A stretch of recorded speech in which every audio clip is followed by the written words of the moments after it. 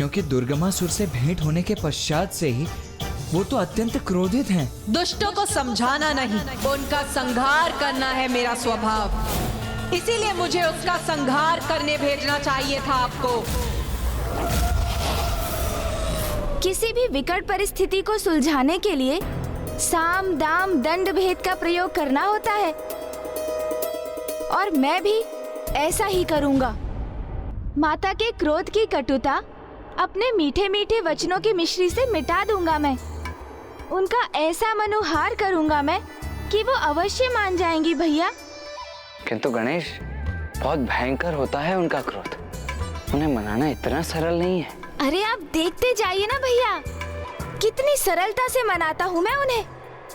ऐसी प्रशंसा करूंगा उनकी मैं कि वो मुझसे प्रसन्न होकर मुझे दर्शन अवश्य देंगी। हाँ, ये तो सत्य है गणेश। जो अत्यधिक क्रोध करते हैं उनका हृदय बड़ा सरल होता है,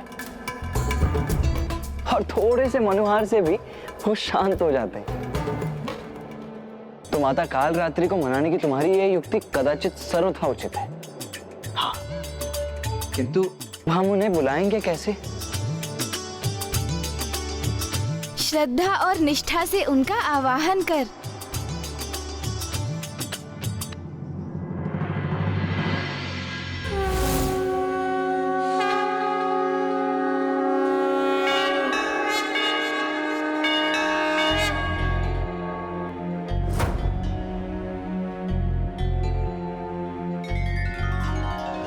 हिंकारात्रि श्रृंकराली चक्रिं कल्याणी कलावती कालमाता कलिदर्पिणी समदिशकुपान्विता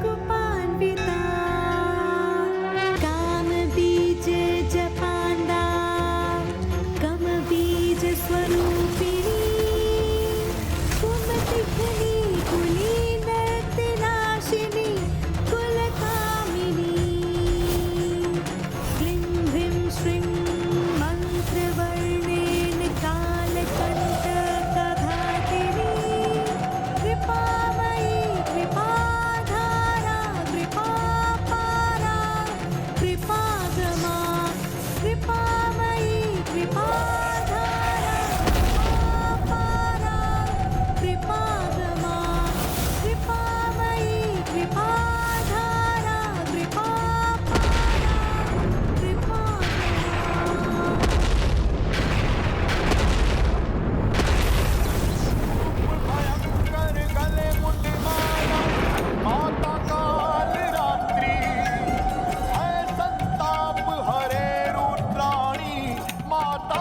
वरदात्री है माँ, माता शुभ वरदात्री है माँ, माता शुभ वरदात्री।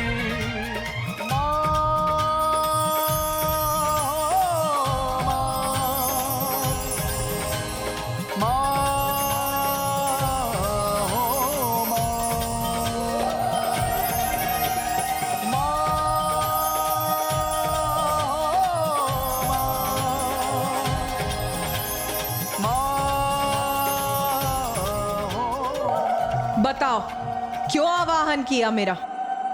माता, मेरी विकट समस्या आप ही समझ सकती हैं, और उसका समाधान भी आप ही मुझे बता सकती हैं। क्योंकि जो पूर्व में अवस्था आपकी थी, वही अवस्था अब मेरी है। इसलिए मैंने आपका आवाहन किया है माता। क्योंकि माता, जिस प्रकार माँ ने आपको दुर्गमासुर को समझाने के लिए भेजा था, वैसे ही मैं भी माँ के आदेश से अरुणासुर के पास जाने के लिए विवश हुआ। और फिर? किंतु माता, यदि कोई दुष्ट अहंकारी कुछ समझना ही ना चाहे, तो उसे भला कोई कैसे समझा सकता है? जैसे आप दुर्गमासुर को समझाने में असफल हुई, उसी प्रकार अरुणासुर की मृत्यु का रहस्य ज्ञात करने में मुझे भी असफलता का सामना करना पड़ा माता।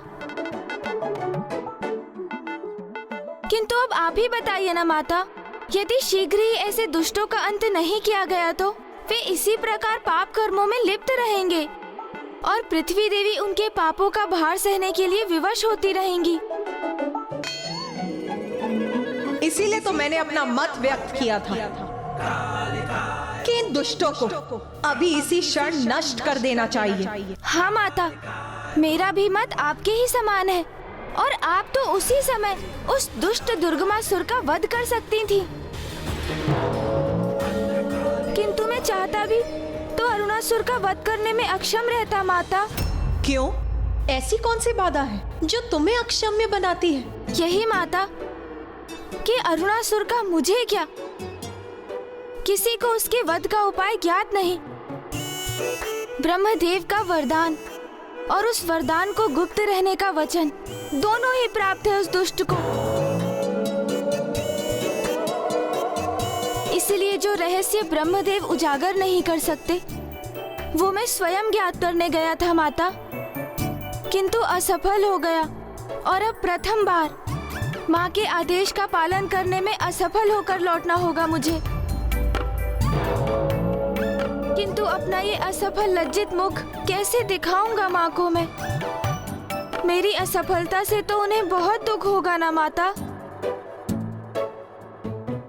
और वो तो यही कहेंगी ना माता कि पुत्र, तुम अरुणासुर के वध के रहस्य को उजागर नहीं कर सके, तो उसका वध कैसे करोगे तुम? ऐसा कुछ नहीं होगा पुत्र,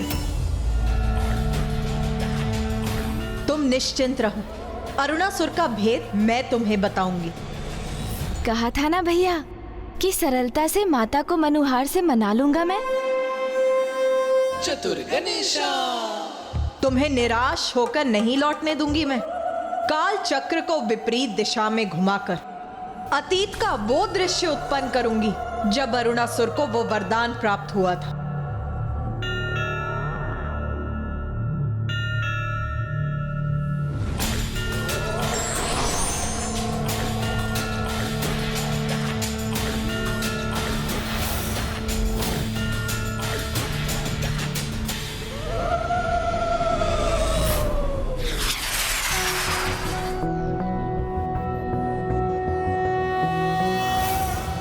रक्ताब्धिपोतारुण पद्म संस्थानां पाशांकुशेष्वा सशरासि बाणं शूलं कपालं ददतिं कराब्जै रक्तां। भैया, मैंने कहा था ना, किसी भी समस्या को सुलझाने के लिए साम, दाम, दंड भेद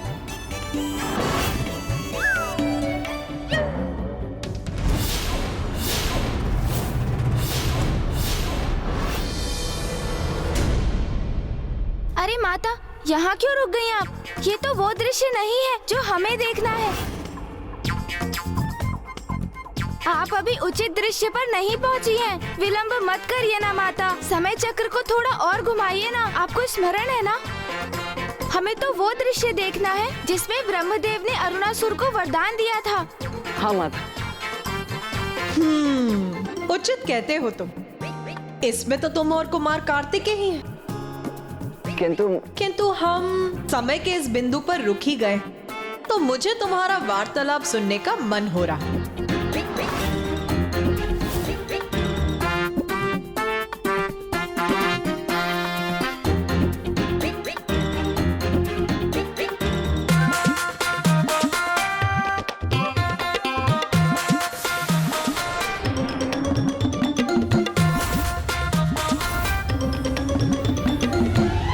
विकट परिस्थिति को सुलझाने के लिए साम, दाम, दंड भेद का प्रयोग करना होता है और मैं भी ऐसा ही करूंगा। माता के क्रोध की कटुता अपने मीठे मीठे वचनों की मिश्री से मिटा दूंगा मैं। उनका ऐसा मनुहार करूंगा मैं कि वो अवश्य मान जाएंगी भैया। अरे आप देखते जाइए ना भैया, कितनी सरलता से मनाता हूँ मैं उन्हें। ऐसी प्रशंसा करूंगा उनकी मैं कि वो मुझसे प्रसन्न होकर मुझे दर्शन अवश्य देंगी। जो अत्यधिक क्रोध करते हैं उनका हृदय बड़ा सरल होता है। तो माता काल रात्रि को मनाने की तुम्हारी ये युक्ति कदाचित सर्वथा उचित है।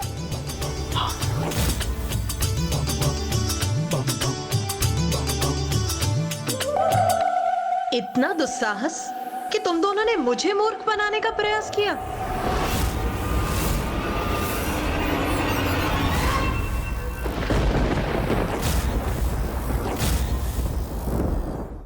मुझे क्षमा कर दीजिए माता, मैंने तो ये शब्द बस भैया को समझाने के लिए बोले थे, और वास्तव में तो भैया ने ही मुझे ये शब्द बोलने के लिए प्रेरित किया था। नहीं माता, मैंने तो मात्र इसकी बात स्वीकार की है। ये भूल इसी की है माता, मेरी नहीं। आपका दोषी यही है।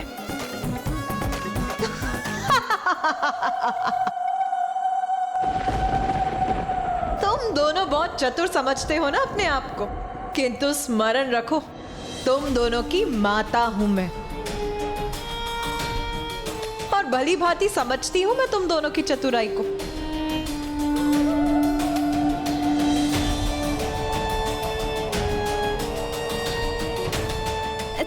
तो माता, आप मुझसे रुष्ट नहीं हैं?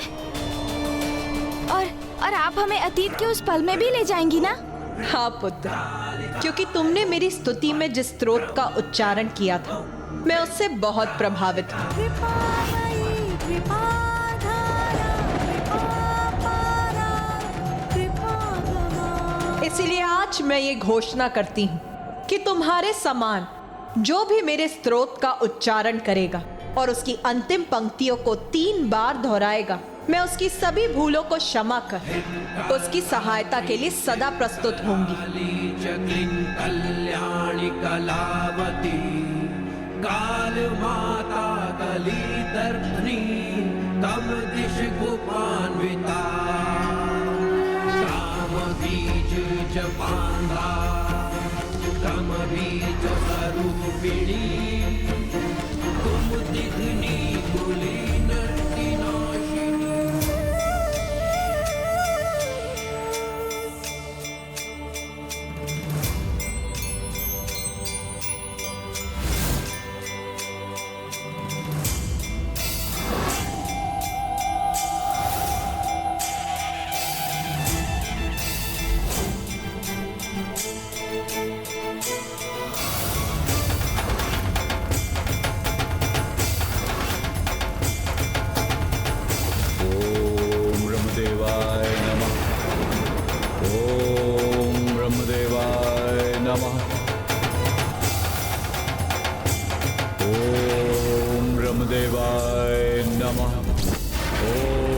ब्रह्मदेवाय नमः।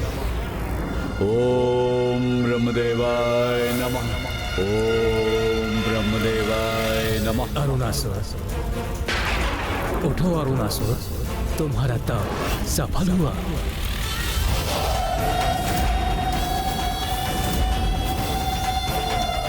प्रणाम ब्रह्मदेव।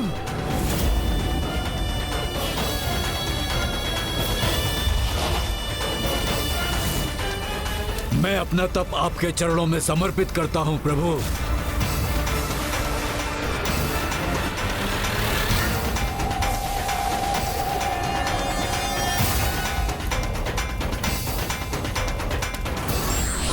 और यह भी स्पष्ट करता हूं प्रभु कि मुझे अपने तप और भक्ति के फल स्वरूप अमृत का वरदान चाहिए।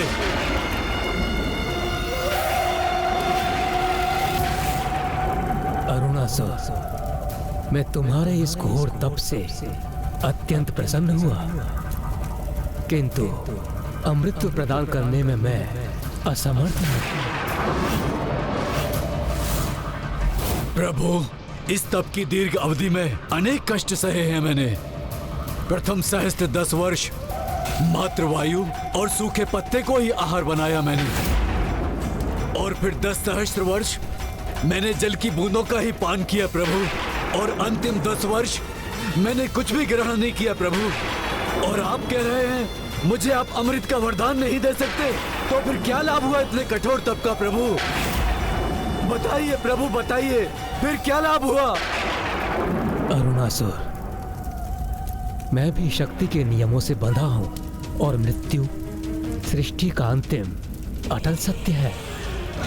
अमृत तो मैं तो क्या, तुम्हें कोई भी प्रदान नहीं कर सकता।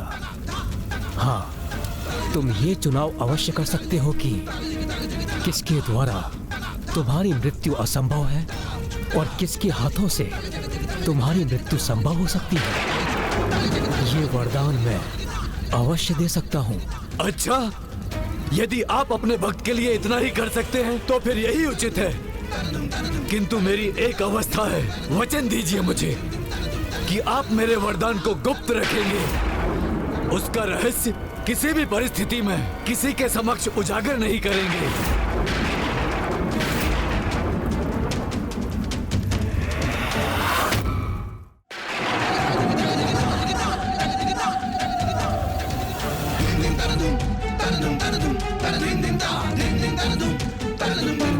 उचित है वत्स, अपने कठोर तप से तुमने अधिकार प्राप्त किया है। मैं तुम्हें वचन देता हूँ, मैं तुम्हारे वरदान के विषय में कभी भी किसी से कुछ नहीं कहूंगा। तो फिर मुझे ये वरदान देने की कृपा कीजिए प्रभु कि मेरा वध कोई देवता, असुर, स्त्री, किन्नर, पशु, यक्ष, नाग, गंधर्व द्वारा संभव न हो सके।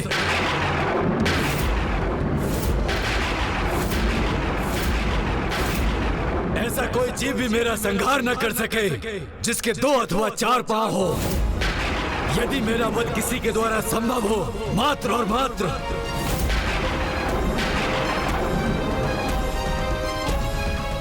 6 पांव वाली तुच्छ रानी कीट ही कर सके, जिसका स्वर ब्रह्मांड की गूंज के समान हो।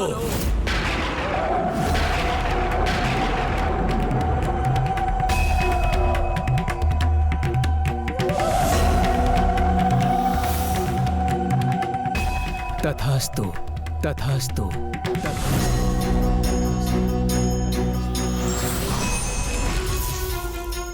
छह पांव वाली तुच्छ रानी कीट ही कर सके, जिसका स्वर ब्रह्मांड की गूंज के समान हो।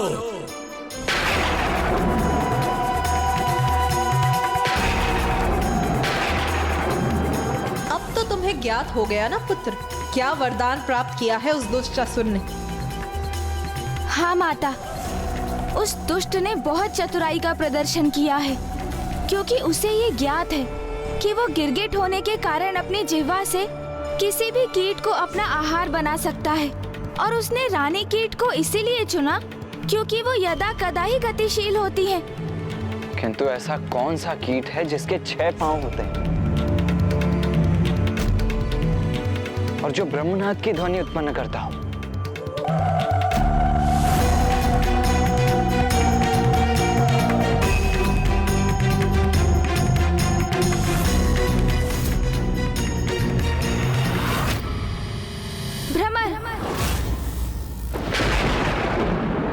भ्रमर है वो कीट। तो वो दुष्ट ने एक रानी भ्रमरी के द्वारा अपनी मृत्यु का वरदान प्राप्त किया है। किंतु एक नन्ही सी भ्रमरी एक विशालकाय असुर का अंत कैसे कर सकती है? और वो भी एक ऐसे असुर को एक भ्रमरी कोई क्षति कैसे पहुंचा सकती है जो भांति भांति के कीटों को अपना आहार बनाकर ही अपना उदर भरता हो, जो अपनी जीभा मात्र से ही किसी भी कीट का अंत कर देता हो।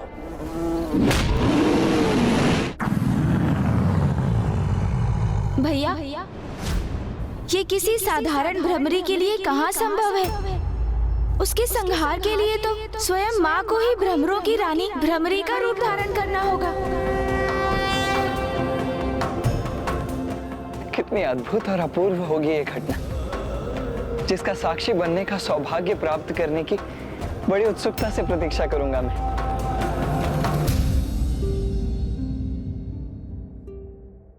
क्या हुआ पुत्र गणेश? अब तो तुम्हें उस दुष्ट के वध करने का उपाय ज्ञात हो गया है, अब क्यों चिंतित हो तुम? माता, मैं यही सोचकर चिंतित हूँ कि संपूर्ण सृष्टि जिनकी पूजा करती है, समस्त देवियाँ जिनकी सेवा कर स्वयं को धन्य समझ रही थी, स्वयं त्रिदेव जिनकी आरती कर रहे थे, वो जो स्वयं संपूर्ण सृष्टि की सर्वे सर्वा है, जिनके कारण ये अंतरिक्ष और ग्रह है, और जो सभी लोगों के उत्पत्ति के कारण भी है, उन देवी माता आदि शक्ति से एक छोटी सी प्राणी एक लघु भ्रमरी का रूप धारण करने के लिए कैसे अनुरोध करेंगे?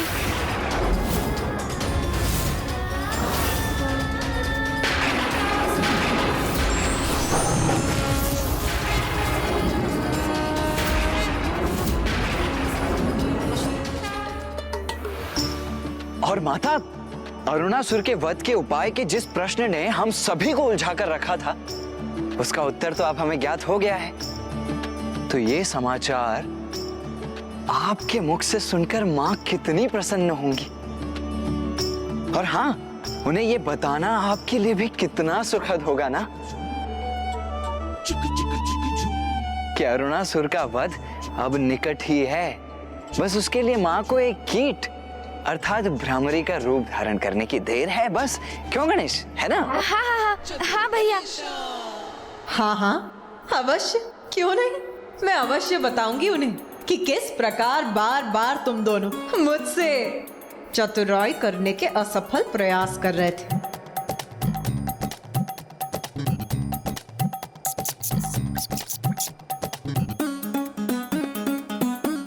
भैया, माता तो समझ गई। समझूंगी नहीं, कदाचित तुम दोनों ये भूल गए मैं माता हूँ तुम्हारी। माता, ये गणेश भी ना चतुराई किए बिना रह ही नहीं सकता है। अरे इसमें चतुराई की क्या बात है भैया? आप बड़े हैं ना, तो आपका कर्तव्य है कि आप ये समाचार माँ तक पहुँचाएं। किंतु मैं तो उनका पुत्र हूँ। कोई पुत्र अपनी माँ को ये कैसे कह सकता है कि वो एक कीट का रूप धारण कर ले? तो मैं भी तो माँ का ही पुत्र हूँ ना भैया। फिर आप मुझसे ऐसी अपेक्षा कैसे कर सकते हैं? और हम दोनों ही माँ से ये नहीं कह सकते, तो फिर ऐसा कौन है जो ये बात माँ को बता सकता है? कौन हो सकता है वो अन्य उपाय?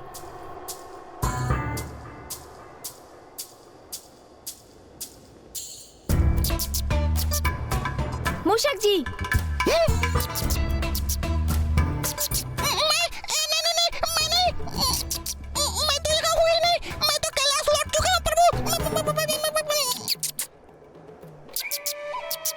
कैलाश, सूझ गया उपाय। माता, भैया, इस उलझन को सुलझाने की युक्ति सूझ गई है मुझे। तो शीघ्र बताओ गणेश, माँ वहाँ बड़ी अधीरता से प्रतीक्षा कर रही हैं। बताओ शीघ्रता से। आप चिंता मत कीजिए भैया, माँ तक ये सूचना कौन और कैसे पहुँचाएगा, अब तो आप वो मुझ पर ही छोड़ दीजिए। आप तो बस इतना कीजिए कि माँ के निकट पहुँचकर माँ से बस इतना कहिए कि हमें अरुणासुर के वध का उपाय ज्ञात हो गया है।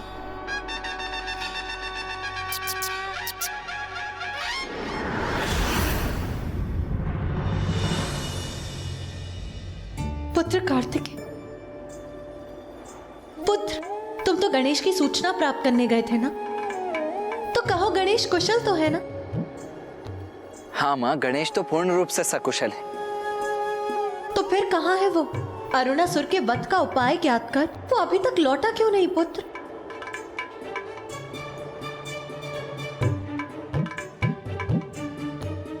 माँ, गणेश आने ही वाला है और उसने कहा है कि वो जैसे ही आएगा वैसे ही आपको अरुणासुर के वध का उपाय स्वतः ही ज्ञात हो जाएगा। स्वतः ही ज्ञात हो जाएगा? किंतु कैसे? अब ये कौन सी युक्ति है पुत्र गणेश की? पिताश्री, माँ को दिए वचन को पूर्ण करने में मेरी सहायता करने की कृपा कीजिए।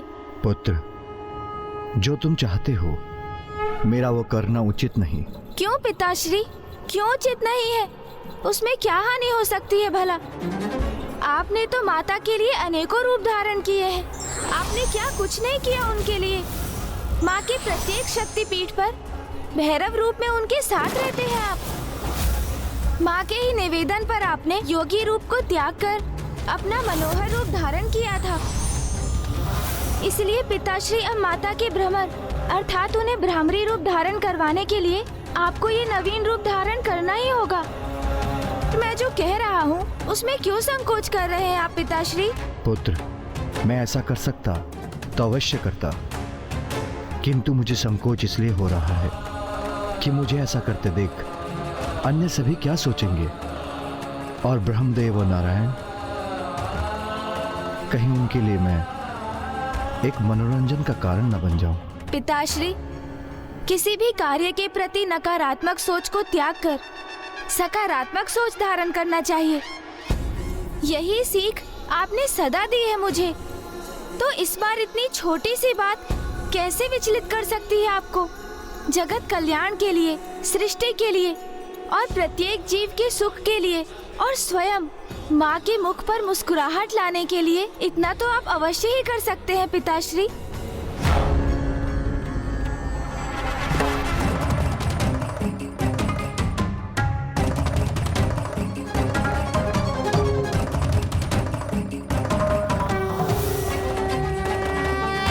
अधिक विचार मत कीजिए पिताश्री। जगत के जीवों की भलाई के लिए, माता की मुस्कुराहट के लिए मेरा अनुरोध स्वीकार कीजिए।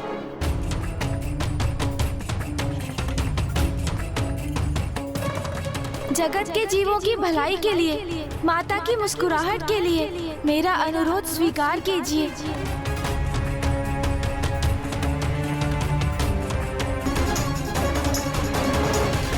उचित है पुत्र, जो तुम चाहते हो मैं धारण करूंगा वो रूप। फिर तुम मुझे उस रूप में स्वर्ग लोक ले जाओगे, जहां तुम्हारी माँ तुम्हारी प्रतीक्षा कर रही है।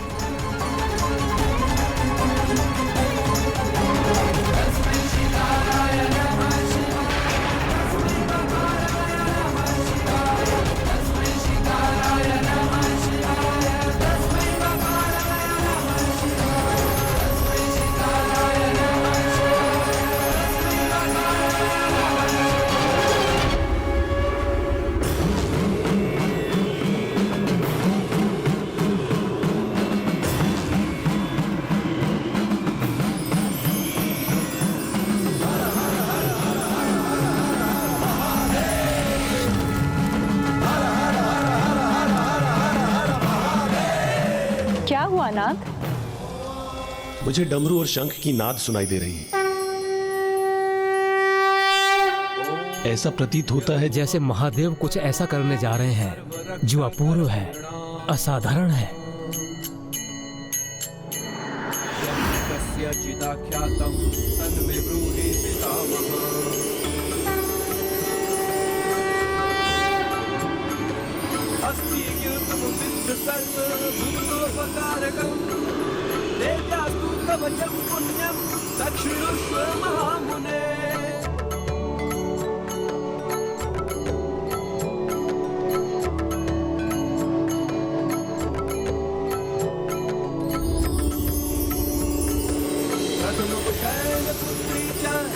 अद्भुत!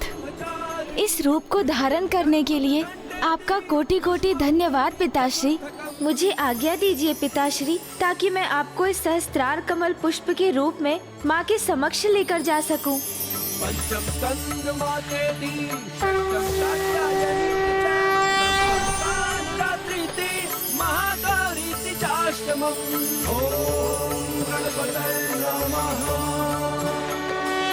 अब पुत्र गणेश सहस्त्रार कमल पुष्प रूप में महादेव को देवी आदि शक्ति के पास स्वर्गलोक ले जा रहा है।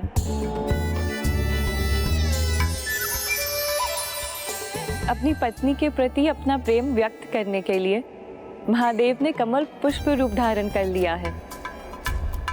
और आप प्रभु, आपने तो कभी अपने भार्या के केसों में एक फूल तक भेंट नहीं किया।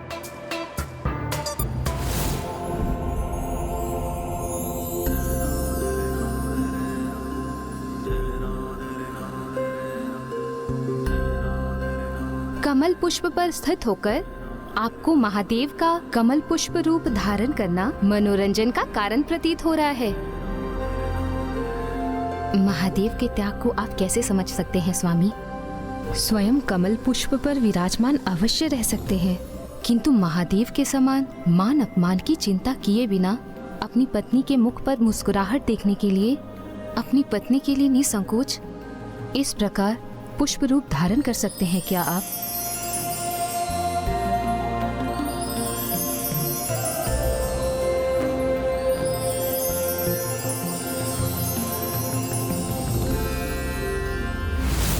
अधीर हो रही हूं मैं और ससुर का अंत करने के लिए, जिसका उपाय गणेश ही बता सकता है मुझे।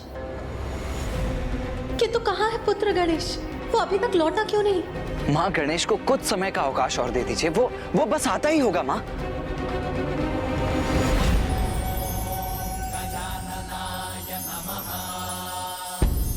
पिताश्री, मैं आपको यहाँ कहाँ स्थापित करूं?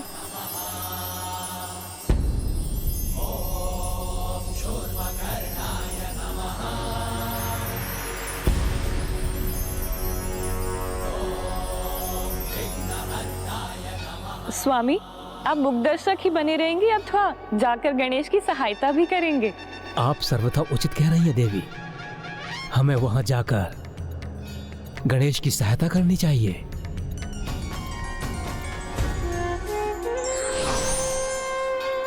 इस दिव्य कमल को यहाँ स्थापित करने के लिए कोई दिव्य स्थान ही नहीं है। चिंता न करो पुत्र गणेश, इस पुष्प के लिए उपयुक्त स्थान तुम्हें शीघ्र प्राप्त होगा।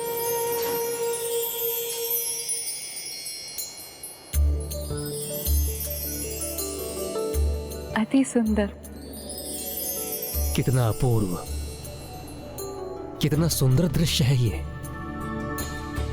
अद्भुत। कितनी असाधारण दिव्यता है इस दिव्य कमल पुष्प की। कमल पुष्प कितना भी दिव्य क्यों ना हो, किंतु उसका उपयुक्त स्थान कीचड़ ही होता है। यही तो मेरी उलझन का कारण है माता। स्वर्गलोक में कीचड़ कहाँ से उत्पन्न करूं? जब जगत कल्याण हेतु महादेव पुष्प का रूप धारण कर सकते हैं तो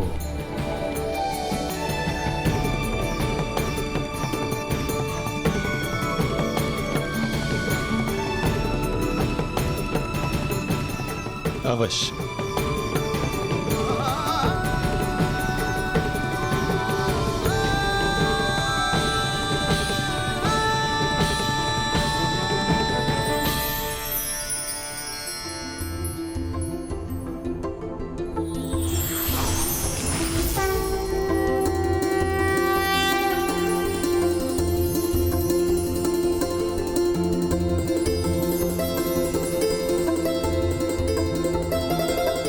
धन्यवाद मामा श्री, प्रभु श्री नारायण। निर्मल जल सात्विकता का प्रतीक होता है, और जहाँ सात्विकता है ज्ञान का वास भी वहीं होता है।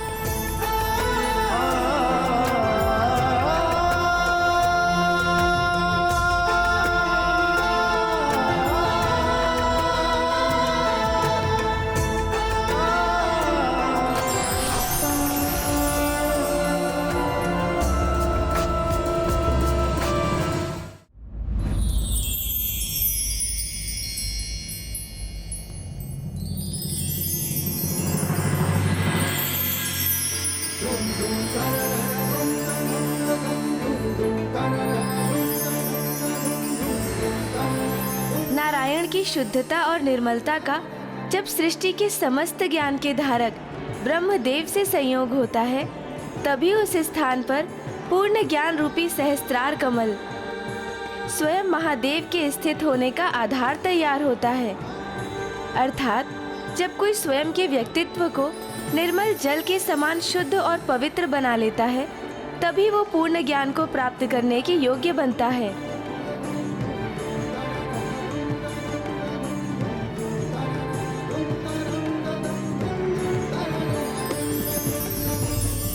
और सरल शब्दों में कहूँ तो यहाँ तीनों त्रिदेव इसका प्रतीक हैं।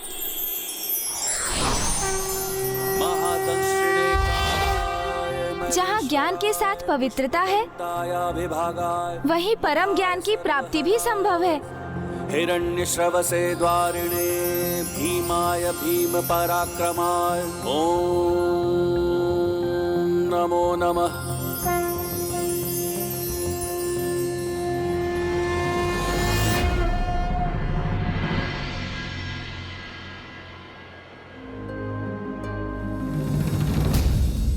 मुझे ऐसा आभास हो रहा है जैसे स्वामी यही कहीं मेरे निकट ही हैं।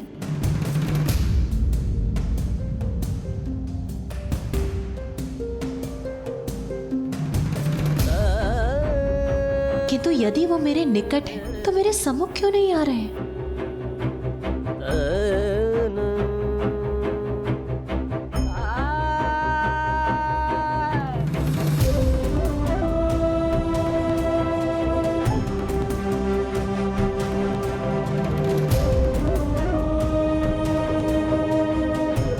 माता को अचानक क्या हो गया? कहीं गणेश के लौटने में विलंब होने के कारण माँ रुष्ट होकर तो नहीं चली गई? नहीं, माता रुष्ट होकर नहीं, मंत्रमुग्ध होकर जा रही।